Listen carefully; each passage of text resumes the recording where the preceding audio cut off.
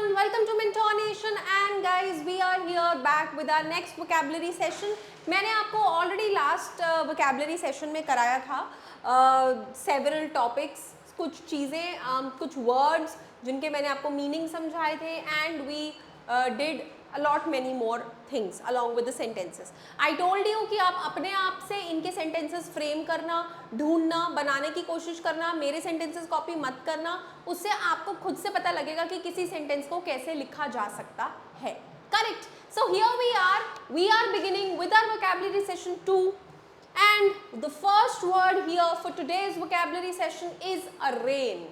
ठीक है, हम लोग टॉपिक कर रहे हैं साइनोनिम्स का. साइनोनिम्स जहाँ पे एक शब्द के दो से ज़्यादा मतलब होते हैं. किसी एक मीनिंग के लिए हम 2 से 3 या लगभग और शब्दों का इस्तेमाल करते हैं. जैसे फॉर एग्जाम्पल अरेन एक वर्ड है जिसका नॉर्मली मीनिंग है to put a charge on, to put a blame on. ठीक है, एक्चुअली किसी पे कुछ किसी पर्सन पे किसी चीज़ का ब्लेम डालना. ठीक है, उसको उस चीज के लिए कसूरवार ठहराना, that is actually arraign. Okay, so what sentence can be formulate over here is the जज will arraign the suspect on multiple counts of fraud. जो जज है वो ब्लेम करेगा किसे?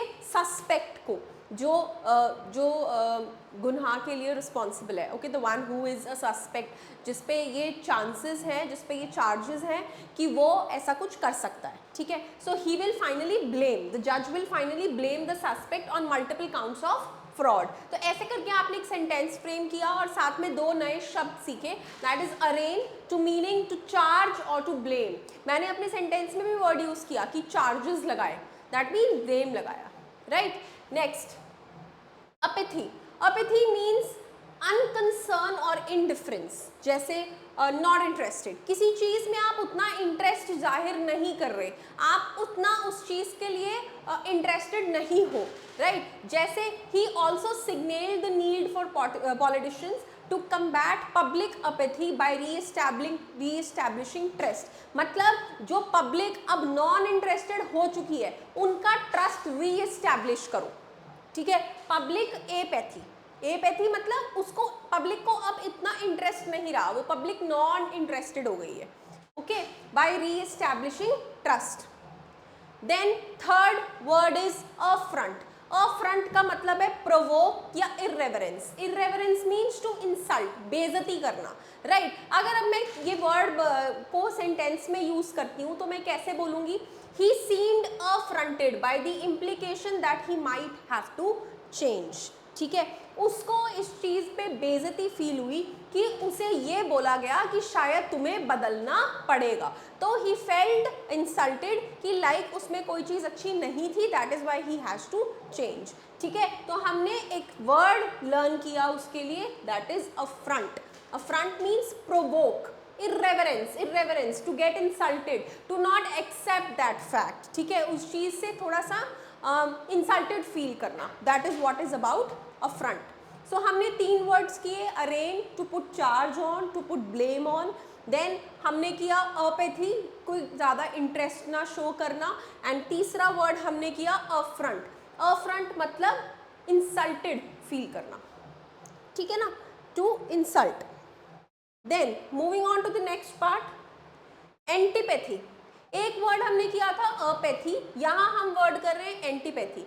एपैथी का था not interested, antipathy is dislike, कि पसंद ही नहीं है. वहाँ तो था कि इंटरेस्ट नहीं है, यहाँ है कि पसंद ही नहीं है.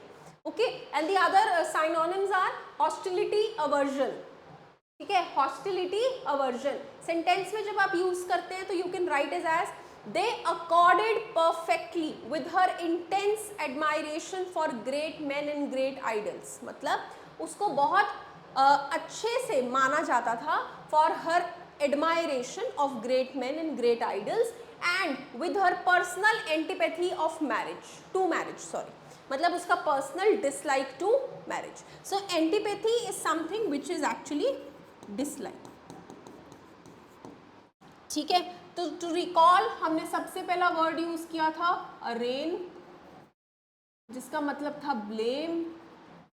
ठीक है, फिर हमने वर्ड किया था एपैथी नॉट इंटरेस्टेड. एक हमने वर्ड किया एंटीपैथी विच मीन्स डिसलाइक, ठीक है। और इनके साइनोनिम्स याद करना आपकी रिस्पॉन्सिबिलिटी है, जैसे हॉस्टिलिटी, एवर्जन, ठीक है। एपैथी में भी हमारे अनकंसर्न, इनडिफरेंट, ठीक है। और एक वर्ड हमने किया अफ्रंट, अफ्रंट मतलब insult, right. Moving on to the next words, that is elevate. Elevate का मतलब होता है उस चीज को कम करना, अबेट, टू रिड्यूस। आपको याद है वोकैबुलरी सेशन 1 में भी हमने ये वर्ड किया था अबेट, जिसका मीनिंग हमें डिक्रीज या मॉडरेट लिखा था। तो उसी का एक और साइनोनिम है elevate, relieve. The doctor elevated me of the pain by giving an injection, ठीक है। The doctor gave me an injection to elevate the pain, to reduce the pain. Next word admonish. Admonish to mean counsel और reprove. रिप्रूव का मतलब to not approve, ठीक है। Council करो, ये चीज अप्रूव नहीं होगी, this won't be approve. So he was admonished for arriving late at work. उसका काम पे लेट आना अप्रूव नहीं करा गया था, ठीक है। So he was admonished for the same. Then adherent. Adherent मतलब किसी चीज को स्ट्रिक्टली फॉलो करना, उसी का डिसिप्लिन बनना, राइट। सो टू सपोर्ट और to follow. He was a strong adherent of monetarism. Monetarism की पॉलिसी के लिए strong follower था, right? This is a very easy word. Then absolve. Absolve का मतलब है to forgive, to let go. Pardon means to accept the sorry, right? So the driver was absolved for any blame of the train crash.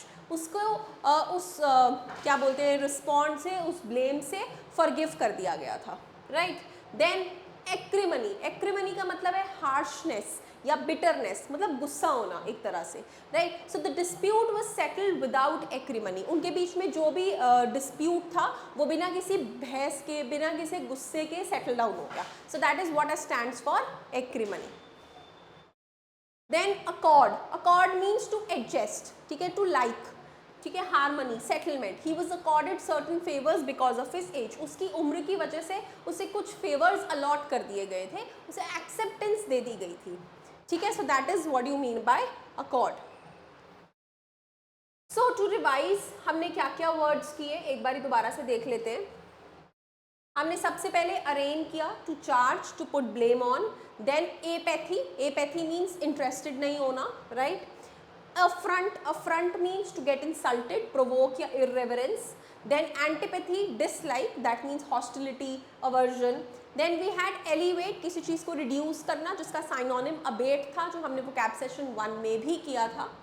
Then admonish. Admonish का मतलब होता है ना approve करना, to not accept. So he was admonished for arriving late at work.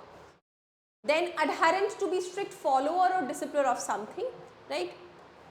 Absolve, to forgive, right? Accord, to adjust, to settle down, to accept, ठीक है। And acrimony means to be angry, angriness, harshness. But you know इन सबको use करने के लिए ना specific sentences को आपको study करना चाहिए। आपको बहुत सारे सेंटेंसेस साथ साथ पढ़ने चाहिए ताकि आपको ये चीज़ रियलाइज हो कि कहाँ कहाँ हम इन अच्छे अच्छे वर्ड्स के सेंटेंसेस फॉर्म कर सकते हैं, ठीक है गाइज। तो ये था हमारा vocabulary session 2। Thank you so much for watching my lecture. अगला सेशन मैं जल्दी लेके आऊँगी विद आर वोकैब सेशन 3, जिसमें हम next set of synonyms cover करेंगे। Thank you so much for watching my lecture guys.